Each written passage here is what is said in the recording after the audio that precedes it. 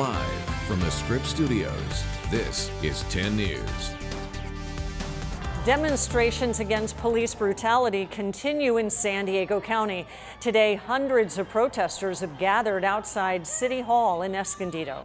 Thank you for joining us. I'm Kimberly Hunt. And I'm Steve Atkinson. Our 10 News reporter, Mimi Alcala, has been at this protest since it began. She joined us now live. Mimi, what's the latest?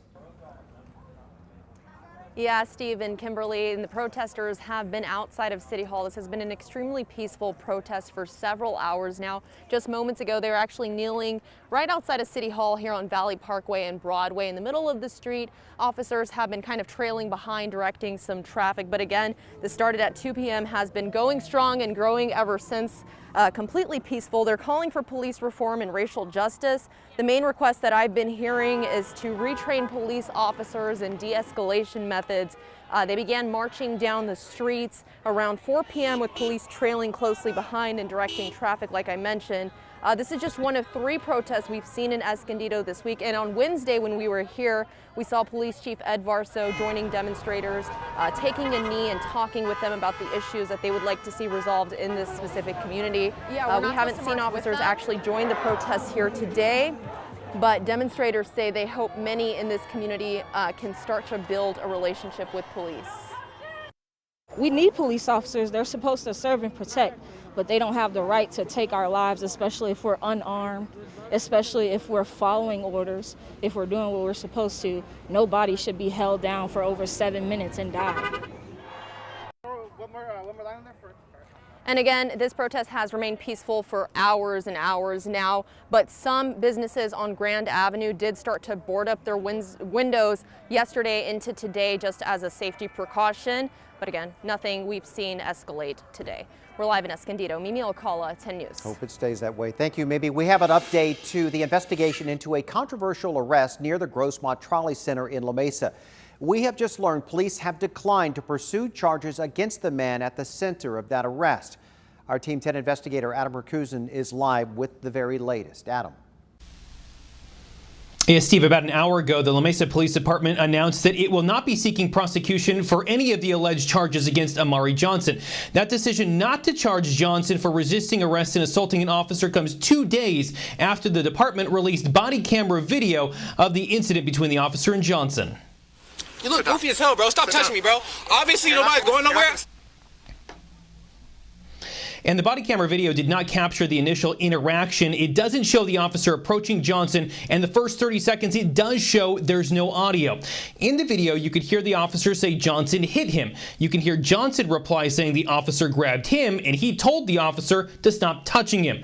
La Mesa's police chief said the officer made contact with Johnson for smoking in public, and that's something Johnson's denied and you do not see on the body camera video. Johnson said he was out front of the apartment complex near the Grossmont Trolley Station waiting for his friends. He was cited at that point for resisting arrest and assaulting an officer, and that was last Wednesday. Fast forward a week, and the La Mesa Police Department has now announced that they are not seeking any of those charges against Johnson. That body camera video that you saw, if you want to watch the entire clip, we put it up on our website. Just head to 10news.com. Reporting live from La Mesa tonight, Adam Rakusin, Team 10. Today, Governor Newsom announced emphatically that he's ordering the entire state to follow San Diego's lead in eliminating the use of the carotid hold in police training. We cannot see the kind of techniques that tragically and ironically we train. I own this. We own this. Across this country, we train techniques on strangleholds that put people's lives at risk. Now, we can argue that these are used as exceptions, but at the end of the day, a carotid hold that literally is designed to stop people's blood from flowing into their brain, that has no place any longer in 21st century practices and policing. And so I am immediately directing POST, which is our police officers training, to end the training of that practice. The governor went on to say there is now legislation in the works to make that ban official, and he vowed to support it. Yesterday, more than a dozen local police agencies joined San Diego Police and the Sheriff's Department in abandoning use of the hold. The La Mesa community and its businesses have continued to show their strength and resilience. But as we head into this weekend, the city's 7 p.m. curfew continues, and some fear there could be more violent riots. Our 10 News reporter Rena Nakano shows us how the community is preparing. These are the signs of recovery and hope. Colorful murals now cover La Mesa businesses destroyed by rioters and looters last weekend. For Kenny Seiler, Friday is a big win. It means the world to be able to come in here. He drove his legally blind friends to the Vaughn's grocery store the first day it reopened. If there's a good sale, I usually get a whole lot of Gatorade, and if there's a good chunk of meat I can smoke, yeah. He's one of hundreds of La Mesans supporting local businesses as soon as they can. Some shop, some clean, some donate. And this is to the La Mesa Business Disaster Recovery Fund. Cal Coast Credit Union still hasn't reopened. Both ATMs and inside everything has been butchered. They were victims of the riots, but they're also stepping up to help. Friday, they donated $5,000 to the La Mesa Business Disaster Recovery Fund. Every hour, the online GoFundMe account continues to grow, far past the original goal of $50,000. Is helping to bolster the spirits of the residents here in La Mesa. While glimmers of hope begin to flicker, La Mesans still face the reality that what happened last weekend could happen again. 100 National Guard troops continue to provide added security and prevent property damage, with 100 more on standby in case the situation gets worse. For Seiler, he hopes this weekend will bring peace and order. I support my Constitution. This coming from a military veteran. Protest, but don't do what you've done. Rena Nakano, 10 News. The total funds donated to the La Mesa Business Disaster Recovery will be collected on June the 25th. Any La Mesa business that's been affected by the riots, they can contact the East County Chamber of Commerce to apply for support funds. And the United States Postal Service says, out of an abundance of caution, it is temporarily halting services at its locations on Allison Avenue.